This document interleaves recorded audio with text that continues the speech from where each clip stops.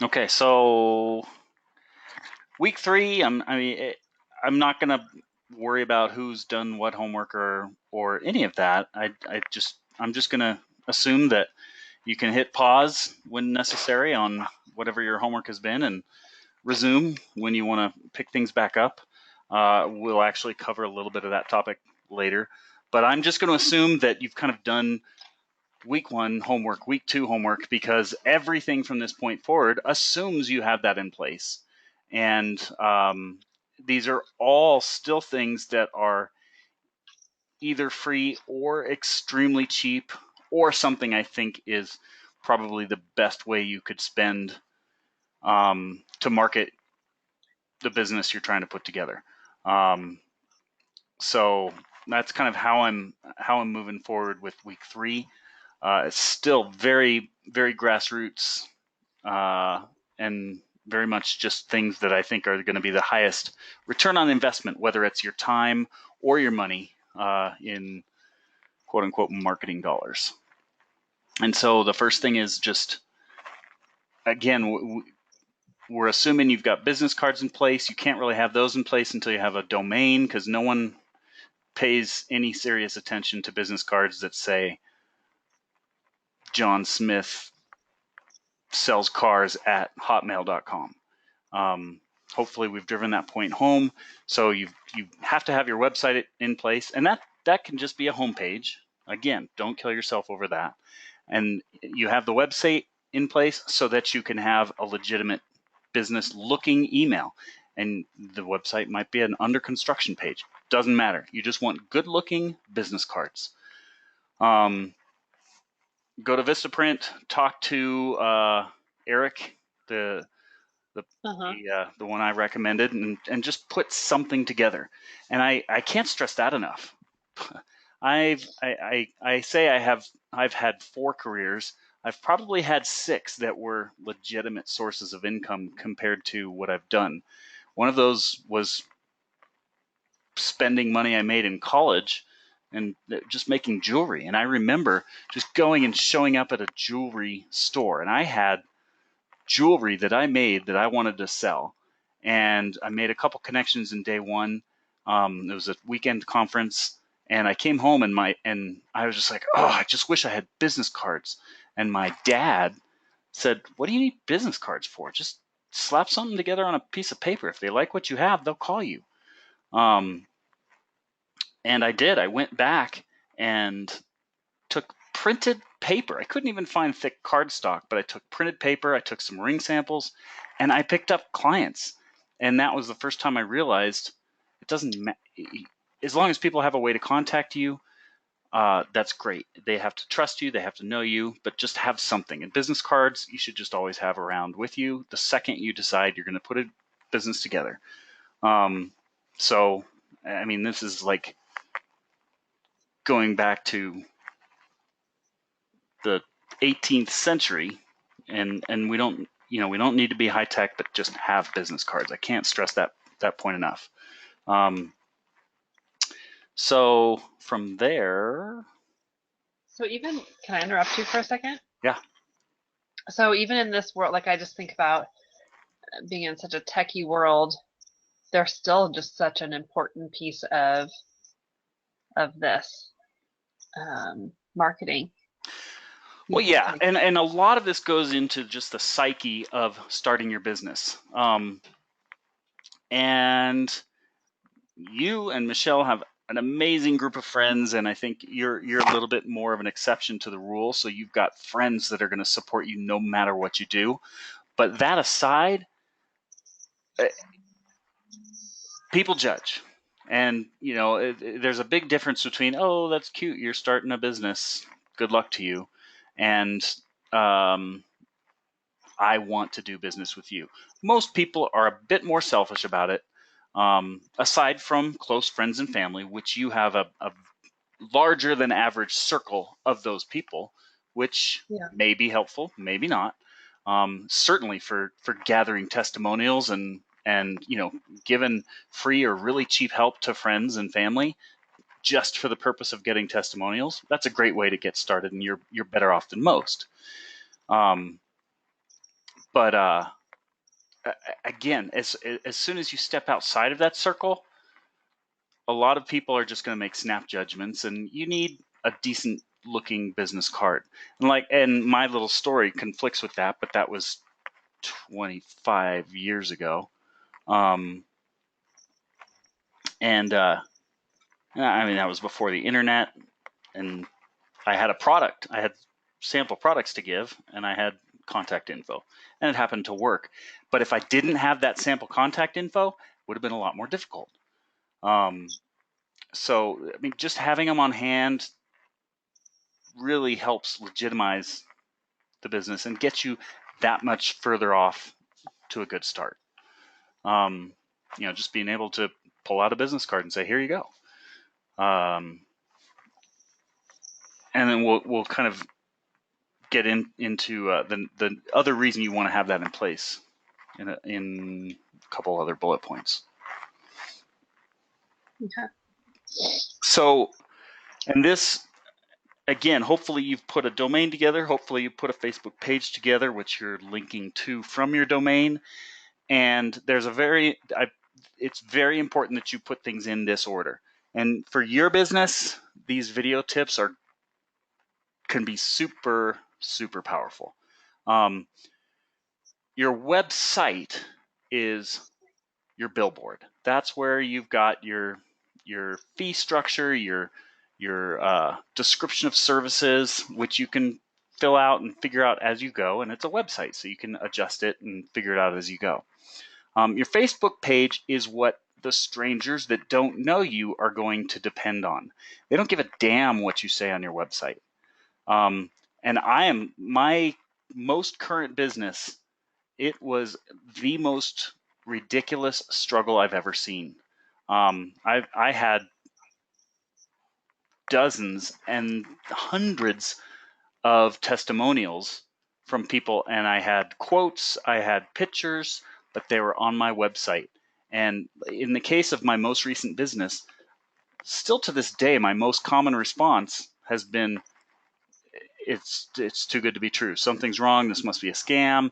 I don't believe it. Now with yours, you're going to be a little bit more mainstream, and it's not going to be as big a deal, but it's still the same thing. People who don't know you, people who are price shopping, people who found you on Yelp or word of mouth or Nextdoor or whatever, they want social proof. And Facebook is what does that. So that's kind of why I said don't put a ton of effort into your website, because if you can link to a Facebook page that has 2 or 3 reviews, and who cares if those reviews are from your mom, your sister, and your brother-in-law,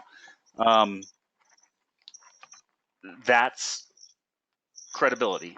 Strangers who don't know you might not know your maiden name, Yeah. and they might not know that you've got that you gathered the testimonials from other things or from close family members and friends, but it's going to be a lot more effective by being on a Facebook page where they could click through on the testimonial and see, oh, well, that's a real person.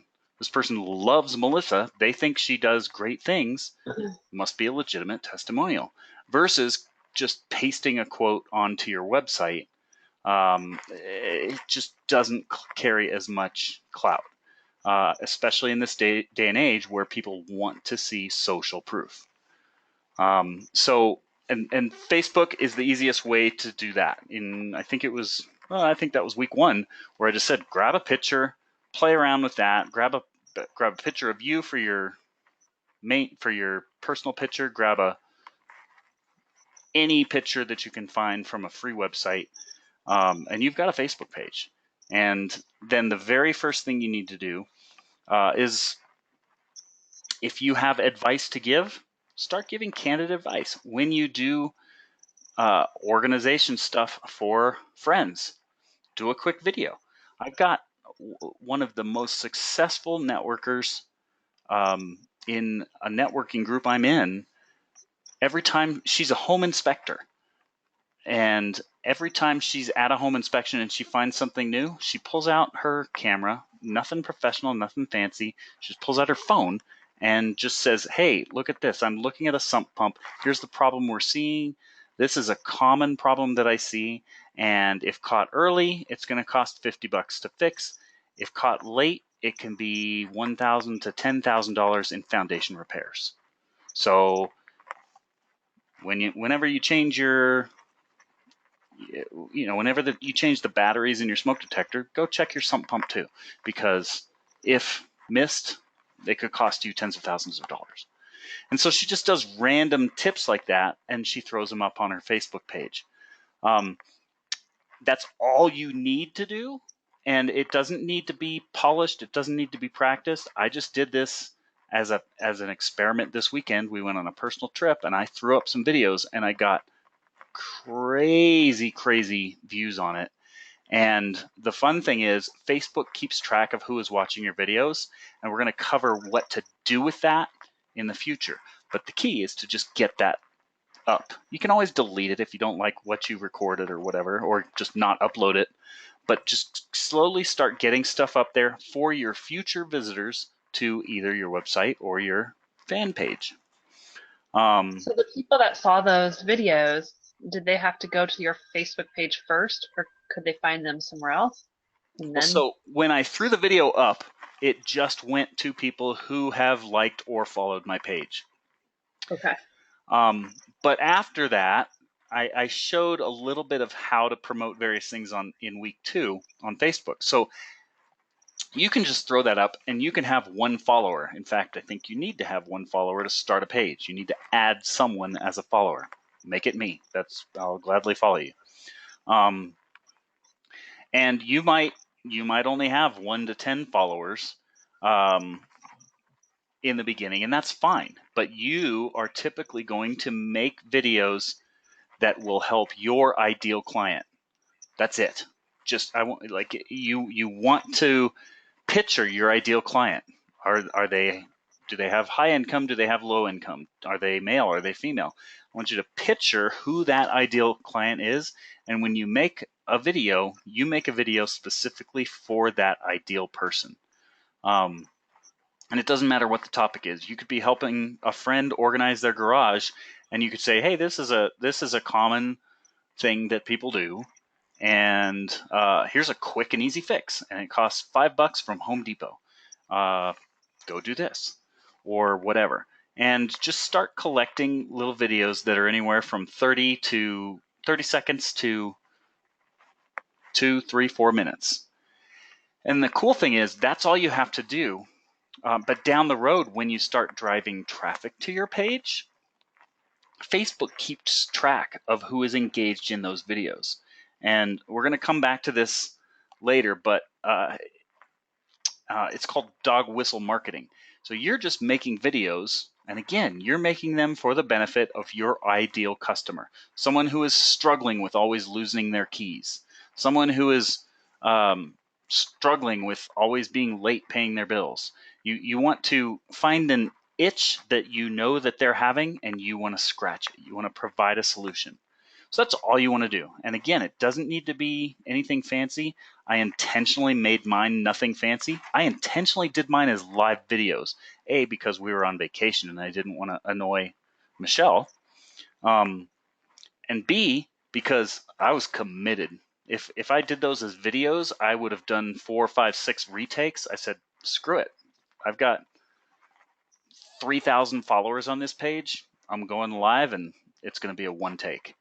And it was great because it was genuine, and it went more viral than I thought. I think I'm approaching 20,000 views on it. Wow.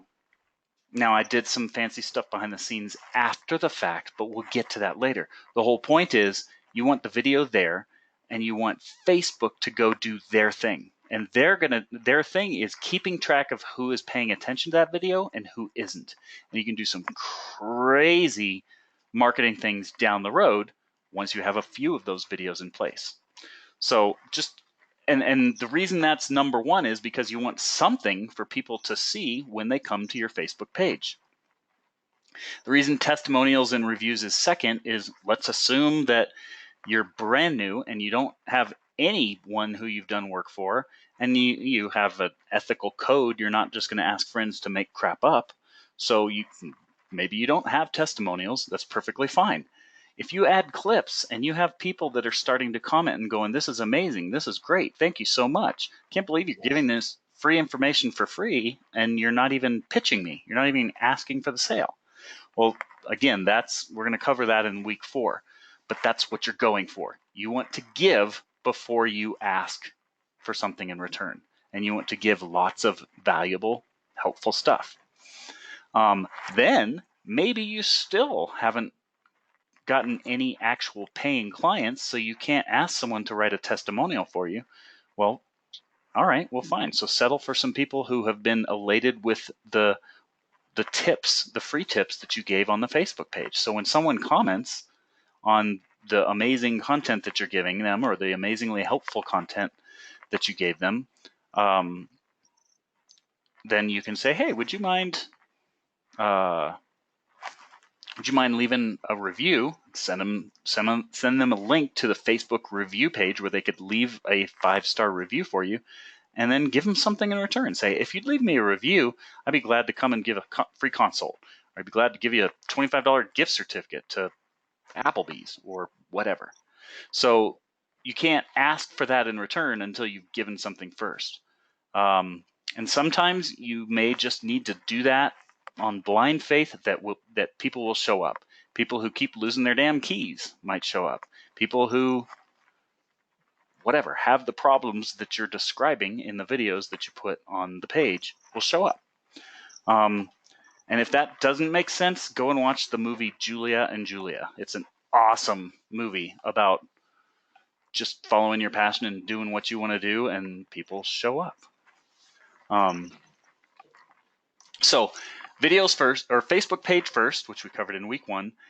Get some video tips up and just practice something. Just anything that you think your ideal client would benefit from. No pitches, no, not even an offer to buy through you or anything. Just helpful information that can be consumed by someone who needs your services. After you start to get feedback from that, which may take a little bit of work, we'll cover that in week 4, then you ask for testimonials and reviews. So even if you don't have a paying client yet, you've given something that is helpful, and eventually people will show up, people will appreciate what you're doing for totally free, asking for nothing in return, and most people are glad to give a free review. It takes them 5 minutes, and they can give that. And then again, you have something to go off of. You have something for people to see when they land on your page and see, oh, well, she's a legitimate business. She's got likes, she's got followers, she's got, and she's even got testimonials and reviews. So, and then the third thing is, once you have a page for people to go to, don't go blasting all your friends and ask them to like your page or whatever. The people who want to support you, the people who want to like your page can come like it. But the second they like it, they automatically follow it and they start getting the content that you're putting out there. So you don't want to force that issue. But the funny thing is, and this applies to both friends as well as strangers, it comes back to that social proof thing. The reason I put likes last is that you need to have something on the page for people to like. So you can't ask for likes if you've just got an empty page. So you have to kind of bootstrap this and get that first thing up there first. But after that, you can go and kind of ramp things up, and don't ask your friends, don't ask anyone else for likes, because you'll be lucky if 1 in 20 people like it. And that's like, all I have to do is click a button, and you're lucky if 1 in 20 friends do that. So don't do that. Don't do that to friends. What you do is just go put it out there. And we'll cover this in more detail in week 4, but I'm just telling you, if you do part A and part B, part C becomes easy, because by the time you go and ask friends to come like your page, you will already have 100 or 500 likes on your page through just advertising.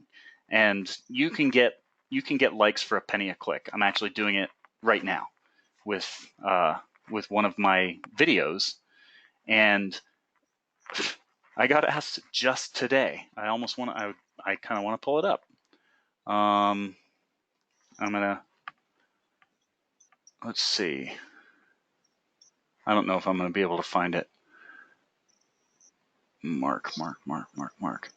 This is an ex-coworker who ran my 70-person real estate company before I sold that a decade ago.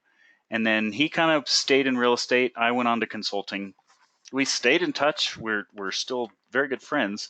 But just today, he was, and he's a follower. He's a subscriber of my system. But I put a video out there. He's been completely quiet about everything I've put out there. And his first response was with a video that I put out that had 17,000 views. And he was in disbelief. So they've been in disbelief that I can find the vacation deals that I can find and all that. But now all of a sudden, I have a legitimate amount of likes or a legitimate amount of views. And someone who has built an entire career and should know that I kind of know what I'm doing marketing wise. It wasn't until then that he said, "Oh, this travel thing of Joel's is kind of real."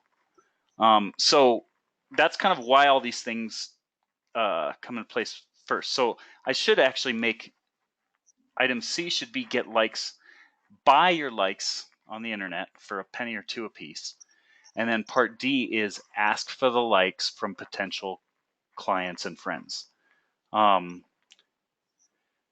But again, part A and B need to be in place first. So all of this is in chronological order. And the big thing is, this is what you have to do. It's good practice for meeting with clients. So those videos should be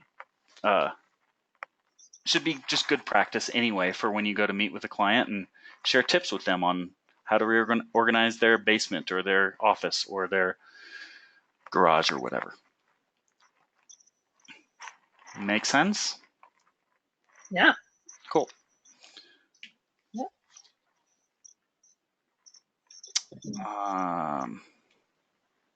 All right, so this is we're kind of totally changing tack, but this is now that you're out there, you've got business cards, you got a web page, you've got a Facebook page, you need to figure out prices, and this is I don't really have any sub bullets or anything, but the biggest thing I can say is most people when starting a business, oh, I don't know anything, I see that my competition is charging $12 an hour. I should charge 10 because I'm sure they know more than me. And there are probably other people in your industry, in that same industry, that charge $100 an hour or $200 an hour. I can say this through experience, sometimes through my own hard-headedness, other times through mentorship from other people who were taking good care of me. But every time I've done it wrong. I always started charging way too low. Always, every time. So if in doubt, get an idea of what common price structures are. Maybe it's by the hour, maybe it's by the job, whatever. But look at the top people in your industry and don't even aim for that. Just start charging that. Worst case, if you totally don't believe in yourself, hey, you can make people feel good about offering a discount.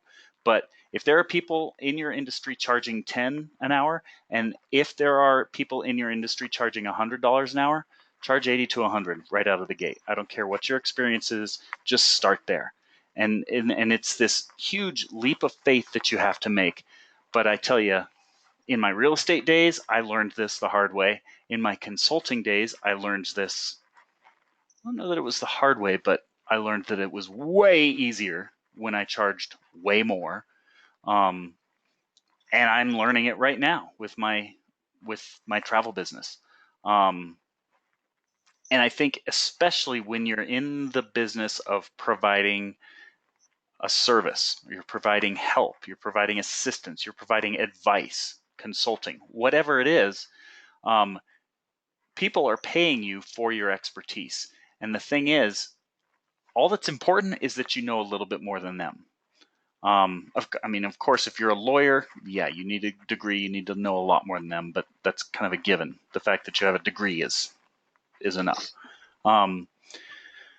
But in every case, as long as you know more than them, you're able to assist them. And again, this comes back to that judgment thing.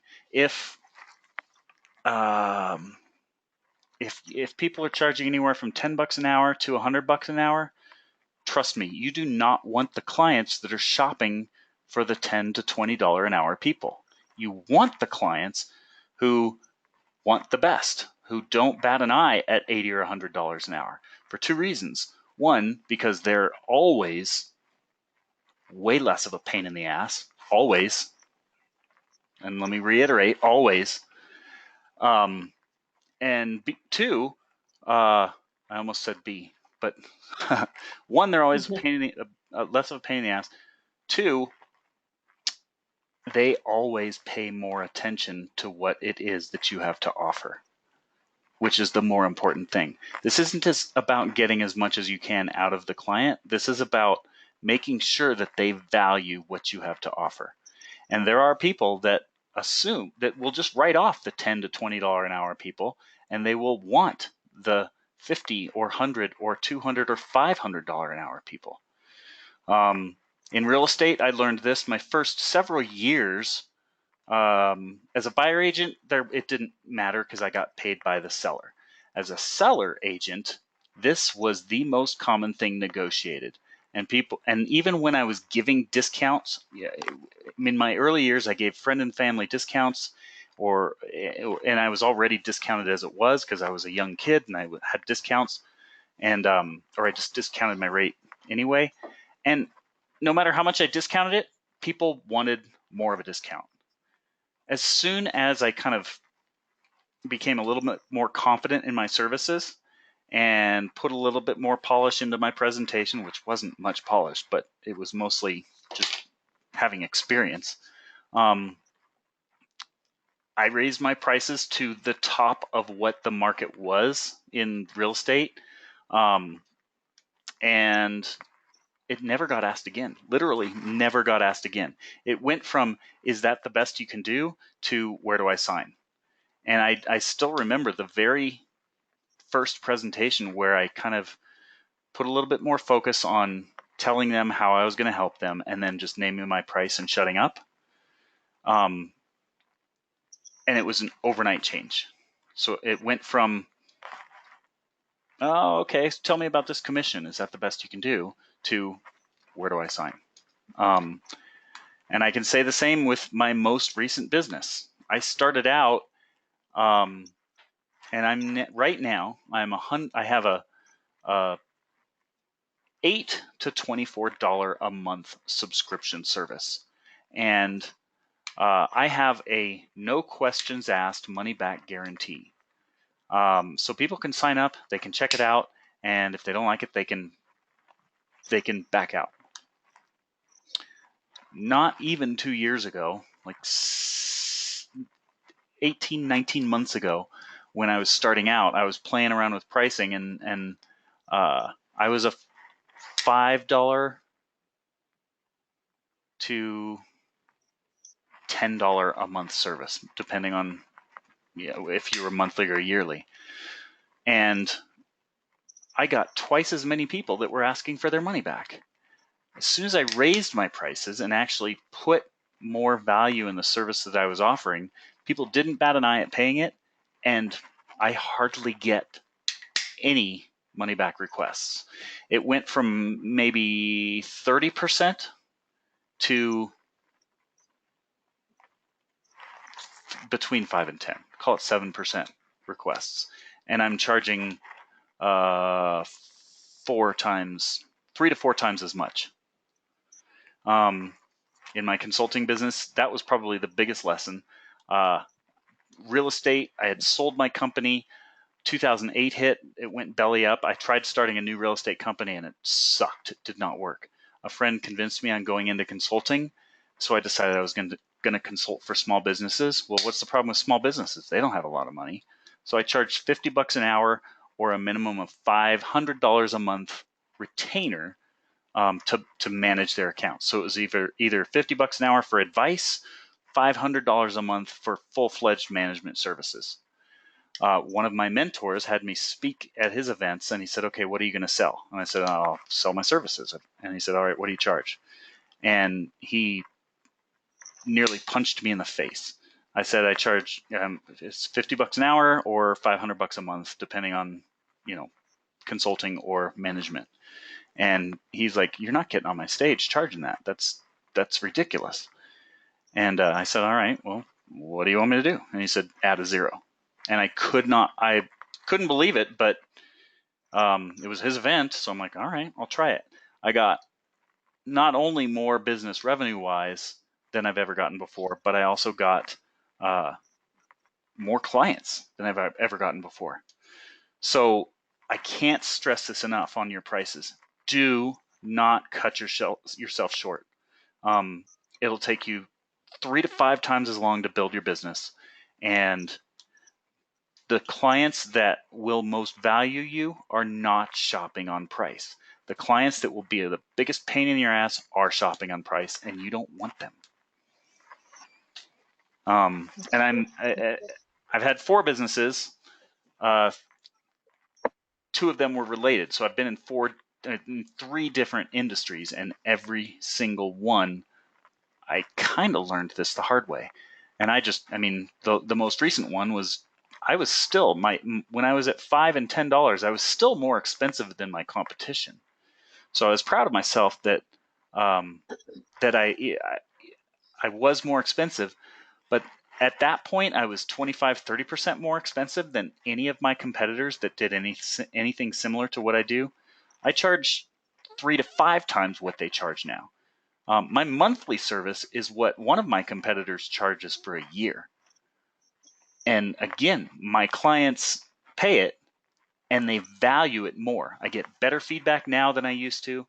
And so, I just can't stress that enough. Whatever odds are, when you do your research, when you talk to friends that are doing this, whatever you think about charging, I would say just double it right out of the gate. That's just what you should do. Because especially if you're in the business of giving advice and consulting, you want to make sure that they actually pay attention to what it is you have to say. Any thoughts? I like how you said the people that would be kind of the most like pesky or picky or are the ones who, would be shopping around for the lowest prices. And that really makes sense to me. Like that resonated with me well. Yeah. Just picture the return desk at Walmart versus the return desk at Nordstrom. Which clients do you want to deal with? So just price yourself with Nordstrom. And if you're at all concerned about it, price yourself a little bit better than Nordstrom, but not anywhere near Walmart. Gotcha. And I saw the same thing. As soon as I went from $50 an hour to $500 an hour, everything changed about the clients that I took on. And clients were showing up 10 minutes early for webinars versus completely missing webinars. Clients were setting appointments to ask about things they wanted to do to their account versus just showing up once a month for our once a month meeting. And again, this isn't about gouging them for what you can. This is about making sure that they apply the expertise that you have to give them. And if their garage is a mess, if their office has 2-foot piles of paper on each side of their desk and they're scooching that to the side so they can work on their keyboard, you have a lot of expertise that they need, and they need to pay to get it. And again, it's not about gouging. It's about making sure that they do what they're hiring you to do. So sounds good. Now for what I think is the most fun part The thing that I've just recently gotten back into because I spent the past decade in a cave working from my home office in my pajamas because I was a consultant and I only worked with clients around the world. I hardly ever met clients in person. It was always over the computer, always over webinar, and it hasn't been until recently that I realized how much I missed this part of doing business. So this is a really, really fun part of doing business. We're still in bootstrap stage. This is very low cost of entry. Anything that is costly, which actually I don't even have on this list, but anything that is costly is probably the best investment you can make in your business compared to any form of advertising, any Facebook stuff, any Google AdWords stuff, anything. And that's networking. So the biggest thing is just think about when you were, I don't know, when you were thinking of hiring a painter for your house, when you need a mechanic. If you don't know of someone, what do you do? I mean, nowadays you go to Yelp or you go to Nextdoor or word of mouth or whatever. But the thing is, or let's just say you go on word of mouth, I need a painter. Which are you going to pay more attention to? If a painter chimes in and says, I'd love to help you, I've got great rates, or look at my testimonials, or any of that, none of that matters. It's going to be 10 times more powerful if someone says, oh my gosh, you've got to call Melissa. She is great. My garage was a mess, and she turned it around, and my life has never been better. So the way you jumpstart that is, sure, you've got business cards. Sure, you've got a website. Sure, you've got a Facebook ad. And sure, you could go out and start advertising and driving a bunch of traffic to it. But again, you're still polishing that up. You're still working on getting that glowing testimonial that is going to get 2 times as many people to buy from you, which there will eventually be someone out there who will give that to you, and it will change your business. Before you do any of that, the coolest, easiest way is to just practice the law of reciprocity.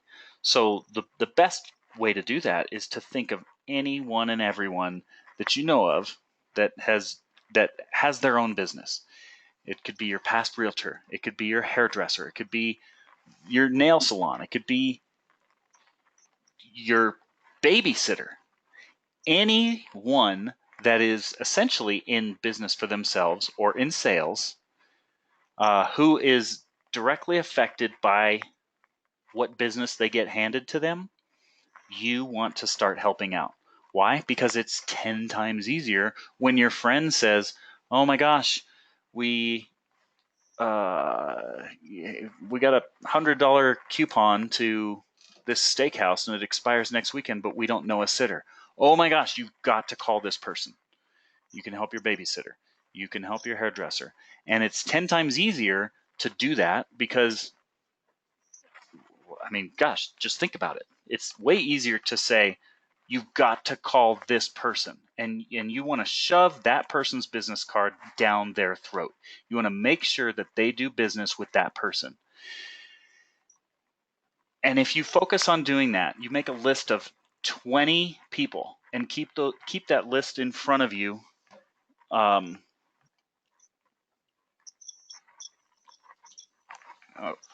Sorry, my son was coming in with a question.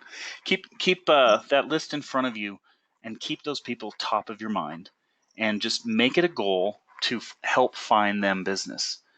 And don't even worry about promoting your business until you've done that for 10, 15 friends, whether it's a realtor or a house painter or a hairdresser or whatever.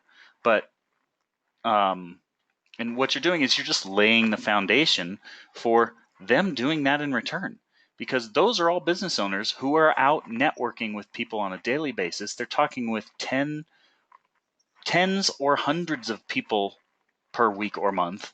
And if you do that often enough for them, they can't help but do the same in return.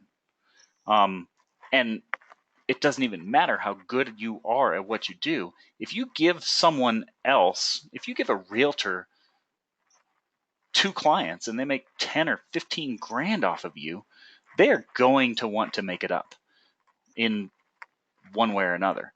And if you've got a business that's, you know, a $1,000 average job or a $500 average job, well, then it's easy. That's the easiest and most obvious way for them to return the favor, is just start to keep an ear out for you. And again, so the first key is to make that list, and you should come up with 15 to 30 people. And once you start thinking about it, you will find them. Mechanics, hairdressers, babysitters, anything. Once you have that list, then you can start going and just keeping an eye out and go and look at word of mouth. People ask for that stuff on a daily basis. We need a new transmission. Who knows of someone? And just start doing it. Don't even ask the other people if that's okay. Just start promoting them in the best way possible. And the best way possible is, if they have a Facebook page, send them to the Facebook page. Why? Because those have reviews. Those have likes. Those have social proof. Don't send them to their website. Say something glowing about that person. Send them to their Facebook page and maybe get their phone number. But just make it a mission to help 20 to 30 other, or not even help, but keep an ear out for 20 to 30 other business owners who can eventually help you back. There will be some that will be eventually be power partners. Like, as a home organizer, you may be a power partner with an accountant. You may be a power partner with a psychiatrist or a psychologist, or a therapist or whatever. I mean, you never know where the power partnerships are going to come from, but it doesn't matter. The thing is, if you help other people, it will eventually come back to you. It might not even be from them. It doesn't matter. Just help other business owners. And then you've now entered the world of being a business owner, and those people will eventually want to help you back. And the cool thing is, that doesn't cost anything but your time. If you're sitting there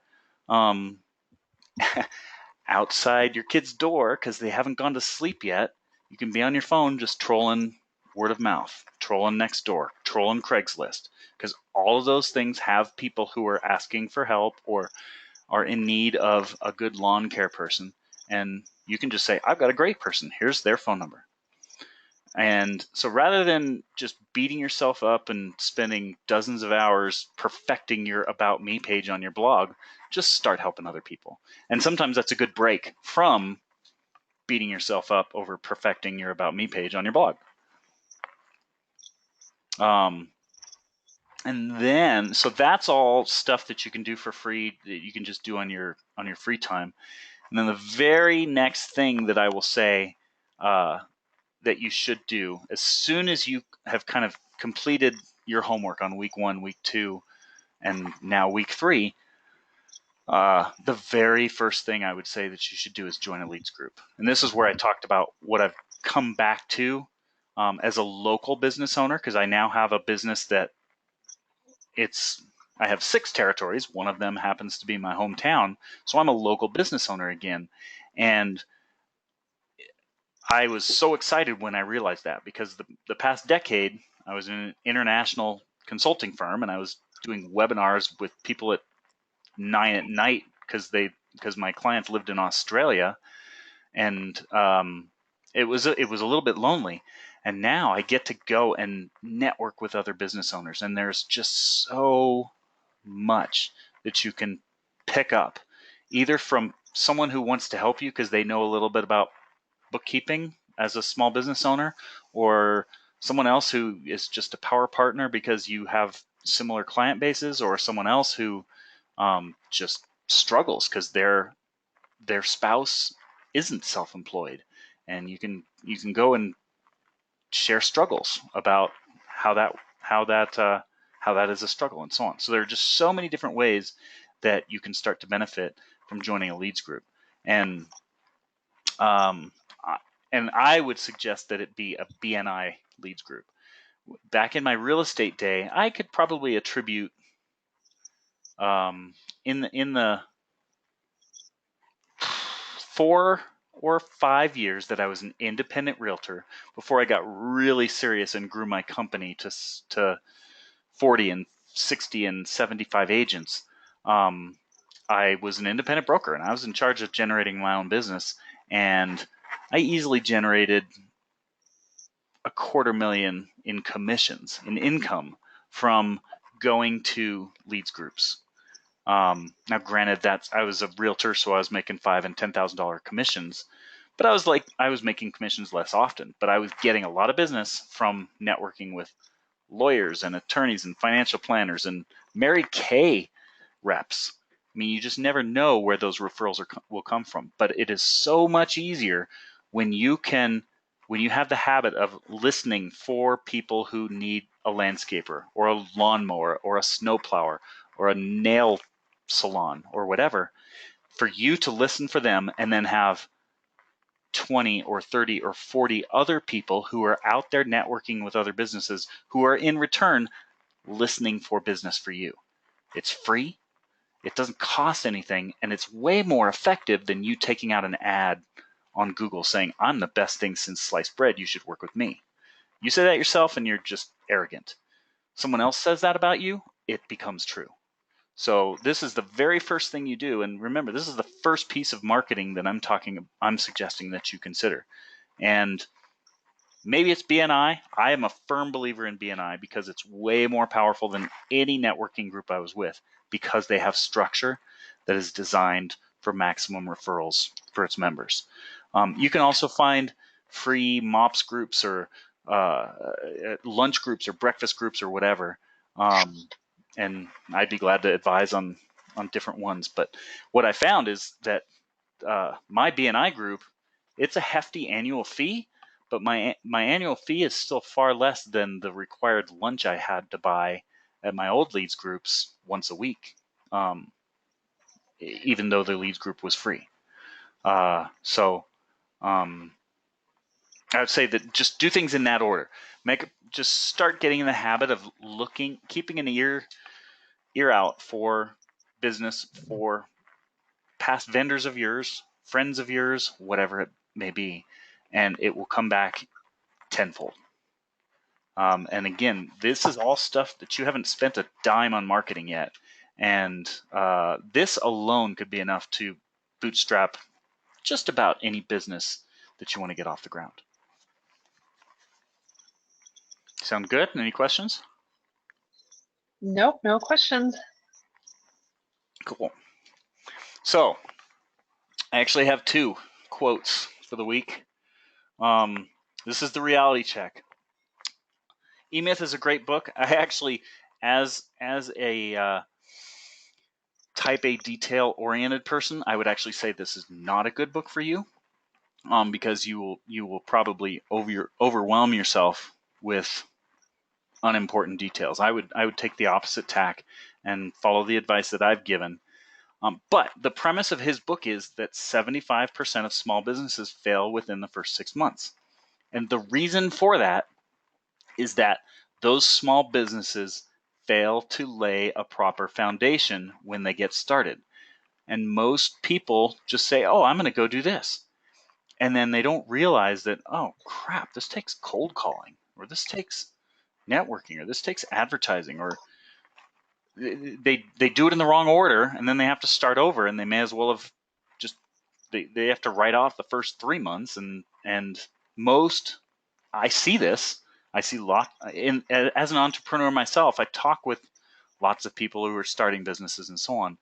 And I do agree with this stat, but the beauty is, if you do what Michael Gerber preaches, lay the proper foundation, you have infinitely better odds of success. And the premise of his book is most businesses need to start as if they are a franchise. So franchises have like a 90% success rate, whereas small businesses have a 90% fail rate in the first year.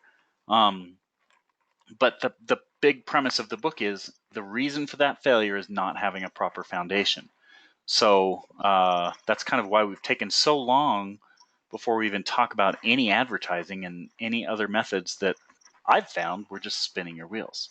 So with that said, that's the yin. The yang is a more motivational quote from Albert Einstein, and that's that the most powerful tool in the world is compound interest. And I have experienced this with every single business that I've started. Of course, this applies for investments. But I want to apply this from my specific experience with every single business I've started. And I'm going to start with a penny analogy. So let's use Michael Gerber's quote of 6 months before a business decides they're going to make it or quit. That's 26 weeks. A year is 52 weeks. 26 weeks is 6 months. So let's say that you have 26 weeks starting, let's just call it a grace period, starting now instead of 2 weeks ago. And I want you to think of your business as a penny. You've got nothing right now. It's just a concept. Maybe you could charge 50 bucks an hour. Maybe you could charge 200 bucks an hour. Who knows? But it doesn't matter until you get someone to write a check. So until then, you've got nothing. And let's just call it a penny. And let's say that you have to operate on pure blind faith and you have to work 20 hours a week, maybe 40 hours a week. Who knows? Depends on how much you need this business to work. But let's just say that you have to work 20 hours a week to double the business. This is how most people view their businesses, and this is why most people fail within 6 months, because they don't see the potential of their tiny little penny business. But whatever. Let's just work with this. So starting off in week 1, you've got a penny. By week 2, you've got a whopping 2 cents. By week 3, 4 cents. Oh, I missed. By week 4, you're up to 8 cents. So you're a month in, you're 80 hours in, and you're obviously starting to have doubts. You've got helpful friends that are starting to have doubts.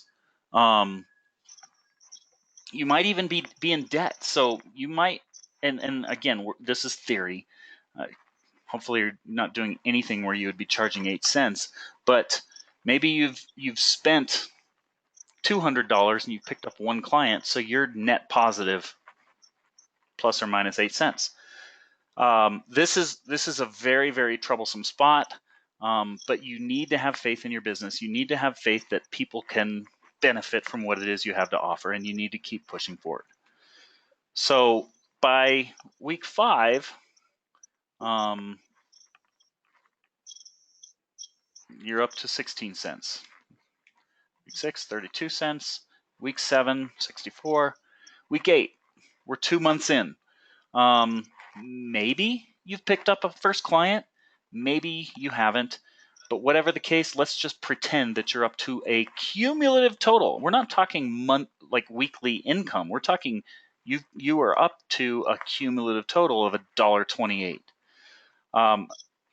Again, this is kind of a benchmark that you need to rely on yourself and just focus on nothing else other than, I know this is a good concept. I know people can benefit from this. And even though I've only gotten one client and I would have made more money working at 7-Eleven, I believe in it. And this is where you just have to keep believing. So again, we're 3 months in. You've made a total of 10 bucks. This is a big turning point. A lot of entrepreneurs get to this point and they quit. I myself really struggled with this point in the real estate days. Every single one of my businesses, I struggled because usually most of your friends and family know you've been busting your ass, and now you're 3 months in and you have nothing to show for it. And whether you're able to hide that from them or not, you usually can't hide that from immediate family. And they're starting to be concerned. They're starting to pray for you. They're starting to think about you. They're starting to say, hey, I've got this friend who has a job here, and it might even look tempting because you've worked for 3 months and you've made all of 10 bucks. total. So you keep working, and again, even after 4 months, sure, that looks good, but it's a pittance. And working at 7-Eleven or Dunkin' Donuts is still a more attractive job because it's just not significant. Maybe you've picked up a couple clients and you've worked your ass off, and maybe one of those clients, who knows, asked for their money back, wasn't happy, but maybe one of those clients really liked you. And at this is the point where you kind of have to really, really dig in and focus and say, I'm not going to focus on the skeptics. I'm not going to focus on the quote unquote helpful friends that have job suggestions or, hey, I've got a lead for this other thing. Because if you still have belief in your own business and you're able to help even just one client within your first 4 months, that's a good sign. But again, this is where people really start to just throw in the towel and say, this isn't going to work. I'm going to go back to my old job or whatever. Let's just speed this along. 5 months in, 6,400. Hey, this isn't bad. Still not really a very good income if you divide 6,400 by 5 months, but it's starting to show faith. The problem is a good half of business owners have quit by now. So you just really need to hone in and focus and keep doing what you've been doing because it's obviously working. You're getting more profit, and you have to have faith that it's going to stop, or it's going to start working more. It's going to begin to compound on itself. Now, the money isn't going to just sit there and start. The money itself isn't just going to start doubling, but the referrals could start doubling. That one happy customer that you take and you put on the front page of your website and you put at the top of your reviews on Facebook, and that you start driving traffic to, sees that 1 or 2 happy customers that were elated with the services you provide, that is going to compound upon itself, and you've all of a sudden got a business, and you've got social proof, and you've got everything necessary to start building this business. So as we approach 6 months, that one penny that 75% of people gave up on because they could go get a better job at 7-Eleven or Dunkin' Donuts has become a $200,000 business. And again, this is purely hypothetical, but I've seen this. I can tell you a story with every single business I've been in. I've been in 4 careers. I've had 6 or 7 businesses that paid bills or gave me shoe money or vacation money or whatever. And every single one of them had a turning point where I just had to keep pushing through. I had self-doubts. I didn't believe. I struggled. I was worried about how much I was making. And all I did was just continue to focus on providing whatever it is I provided. And I focused on the clients that really liked my services. And eventually that multiplied. And when you have clients that love your services, who are going out and spreading the word about you and talking about you, and other people that you've been networking with and spreading the word about them, and they're out, you've got 40 of them spreading the word about you, it starts to blossom. And one of my favorite entrepreneurial quotes, especially when I'm struggling, especially when I'm kicking myself, and especially when I think I need to throw in the towel, is that everyone will ask you, why are you doing this? And again, remember, you've been working on this business for 2, 4, 6 months, and maybe you still don't have anything to show of it. But everyone is kind of going, oh, why are you doing this? Come work with me at this job I've got. And that's 90% of people. 90% of people are paycheck people, and they don't make it that 6 months. But the greatest thing ever is when things transition from why are you doing this to how did you do that? And like I said, I've done 6 or 7 businesses. 4 of them have had a specific transition point, and there's nothing like it. And once you get to that point, it can only exponentially grow from there, and it's totally worth it. So why that big analogy, and why the big draw up to that point? We're coming right back to week 2 of the enemy of perfection is the enemy of done is perfect. I forget it now, but the enemy of done is perfection. That doesn't sound right, but if you just take 1 week off, well, guess what? You're a week behind, and that point of growth just got cut in half. If you take 2 weeks off, you've drastically increased your odds of quitting in that first 6 months. So the big thing is, whenever you think, oh, I've got so many other things I've got to do first, now the clock's ticking. You've started to talk to friends about starting a business. That clock is ticking, because those friends are going to say, oh, how's that business going? And mentally, it's gonna start to eat away at you. And I would just say that as motivation of the time to start is now. It doesn't need to be perfect. It needs to be done. And the important things are that you just keep focusing week after week after week. And it doesn't matter if you're working for 20 hours on your blog, or working for 20 hours at a networking meetings, or hustling to get clients so that you can get testimonials, or whatever. Maybe some pay the bills, maybe some don't, but as long as you're just focusing on something towards growing your business, that day will come. But as soon as you start to take a week off, or take 2 weeks off, or start to have doubts, your odds of success go way down. Because then, as soon as you take a week or 2 off, then you only have 24 weeks to work with, and then you're just talking kind of average salaries, or going back to a job at some that doesn't make as much, or whatever.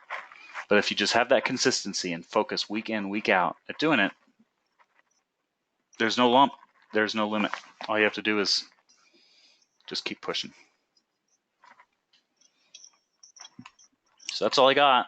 That's I know we finished a little bit on a motivational part, but like I said, there's not a single business that I've had that hasn't been the case, where I wanted to quit, where I had doubts. But I've been very, very glad 4 out of 6 times that I kept pushing, despite lots of feedback of, oh, you're so good at this other thing, why aren't you doing that? Or in my real estate days, I had friends that offered me jobs. I could have had a job at a local shop or whatever, and my biggest fear was, well, if I just go back to my comfort zone, next thing I know, it'll be 10 years later, and I've settled for a mediocre job that I was mediocrely happy with, making a mediocre income. And I've only known self-employment, so I'm a firm believer, but I think the big thing is just always be pushing for that next stage of growth, for that next client, for that next better testimonial from a happy client, or whatever.